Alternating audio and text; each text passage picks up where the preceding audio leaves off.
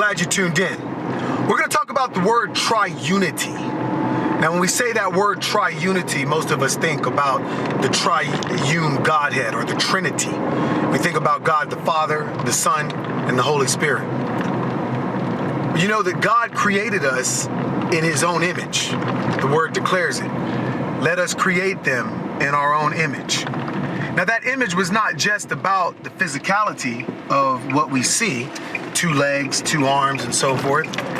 That, like our own image, has to do with His triunity.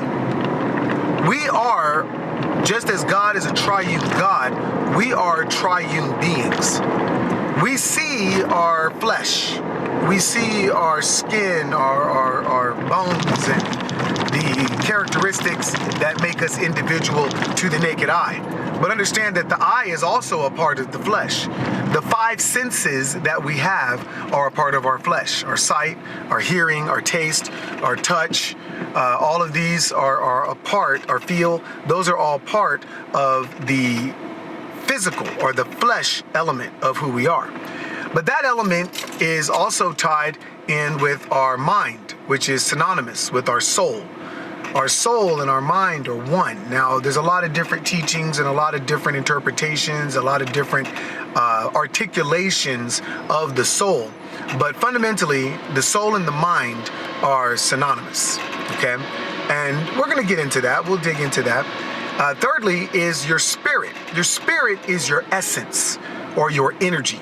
It's the frequency at which you work. Your spirit is essentially what keeps your soul and your flesh together. Your spirit essentially goes ahead of you. Think about when you're in a room, or go back to school, right? When you're in elementary school or whatnot.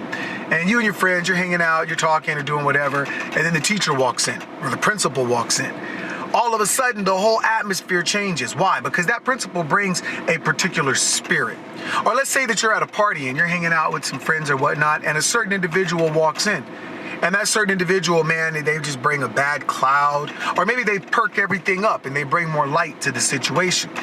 Either way, that's their spirit that's doing that effect. It's that spirit that's changing the way you feel. It's their energy. It's what they're operating on that changes that environment.